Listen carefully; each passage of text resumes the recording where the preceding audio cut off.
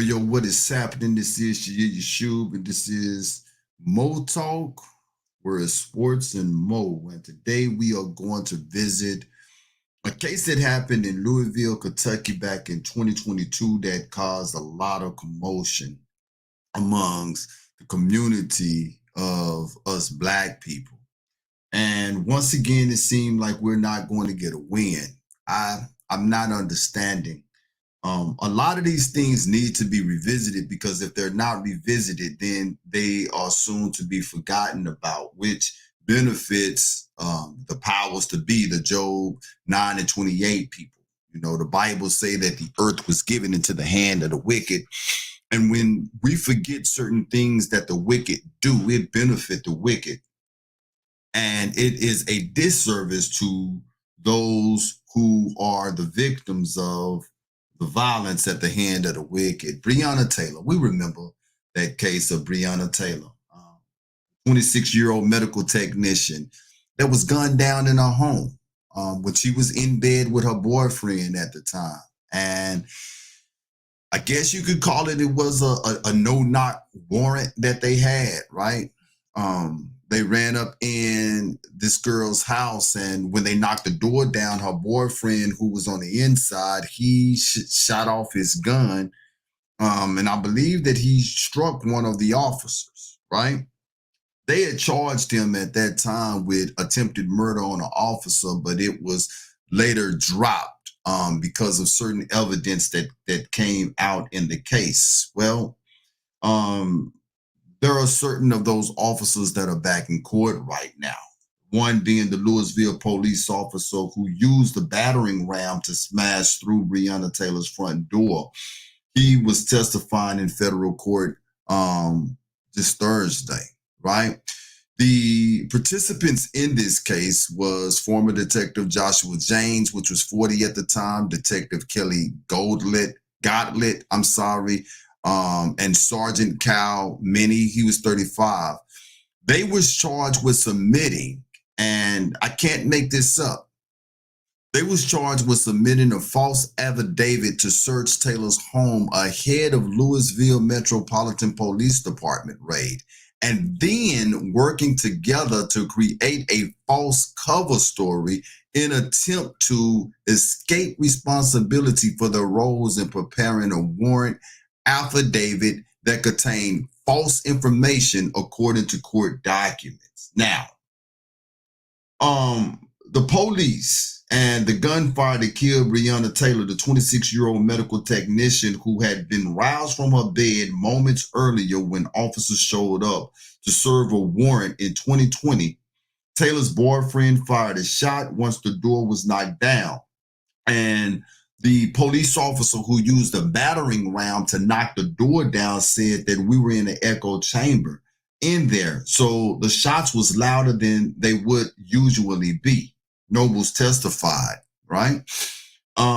Thursday, on the fourth day of the former Louisville officer Brett Heckerson trial, the U.S. District Court, it was the loudest I had ever heard. Now, we're going to go back and we're going to revisit Brett Heckerson. It says federal prosecutors said Heckerson fired blindly into Taylor's window and a sliding door, putting her and her neighbors in danger. Taylor was killed by shots that was fired from the officer at the door, and none of Heckerson's shots hit anyone. Okay? Now, the thing that I want to get at is that none of these police officers, not one of them, are being charged with murder. Not one of them. Not one. Now, Brett Heckerson, he had a mistrial, and from my understanding, he is back in court now being tried again on this here, but it's not for murder. These police officers they were convicted and being tried for violating the civil rights of Taylor and her next door neighbors who had bullets flying to their apartments the night of the raid. Why is it when these things happen to us, this is a question that you need to answer. I know the answer. But you need to ask yourself the question, why do we always get the short end of the stick? Here in Houston, Texas, right, a former police officer by the name of Gerald Goins, they just gave this guy 60 years in prison. 60 years in prison for murder, which was a botched no-knock raid. He killed 2 white people. He did. Now, I'm not saying that he don't deserve that time, but what I'm saying is that the balances, they're not balanced. The weight is not balanced. This is what I'm saying. In Louisville, Kentucky, you had officers run up in this lady's house. And when you go back and you look at the trial, you will see that Breonna Taylor had absolutely nothing to do with the case that they were on to begin with. This here was a setup from the very beginning. And I reported on it when it happened. And this here came across my news feed, and I'm going to be honest with you. I'm trying to decipher if this is new news or if they have regurgitated news. It came up in my news feed on the 25th of October this year. And I'm still trying to decipher if this is something that's currently happened or are they bringing up old news. But regardless if it's currently happening or they bringing up old news, it still needs to be talked about. We can't forget about what happened to Breonna Taylor. We went a whole time at that particular time talking about say her name. Well, what are we going to say her name for? We're going to forget. And here these officers, they was chasing a guy that she used to date that she was no longer dating. And they falsified a search warrant to go up into her house where he did not even live. I said at the time that I reported on it when it happened, I was like, to me, it seemed like that these police officers was looking for something, whether it had been drugs or money. I have absolutely no idea.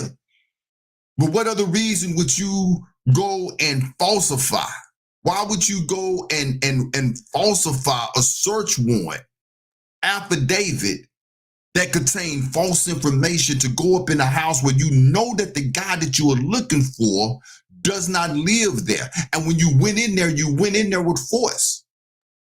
Her boyfriend who shot, when you knocked down the door, he had every right to protect his house. You had no reason being there. Now, Breonna Taylor is dead, and you got officers, and not one of them are facing murder charges. Not one. As you can see by my title, this is sad. No one would pay for Breonna Taylor's death. Not one person. No one is accused of killing Breonna Taylor. Even if they go to jail, they're going to go to jail for violating civil rights, not murder. Think about that. How do you think the family feel about that? The injustice in this country is crazy. The blood of Jacob is crying up to the Most High, and you don't think that he is going to visit this earth? He's going to visit it. He's going to visit it soon, because there has to be a recompense. Somebody has to pay for the wrongs that have been done to the sons and daughters of Rachel. So you got Gerald Goins, who had been a police officer for 3 decades. And I'm not justifying anything that he has done. Wrong is wrong. You deserve to be punished for the wrong that you have done, Gerald. I'm not saying that the 60 years that you got is too much time. I'm not even saying that. Because if you did what you were accused of doing, you deserve that 60 years, because 2 lives have been taken that should not have been taken, all because you was acting erratically. But what's good for the goose should be good for the gander. Why are the police officers that is responsible for the death of Breonna Taylor not being charged for murder? That's the question that I have. This is Shia Yeshu. This is Mo Talk, where we are sports and mo.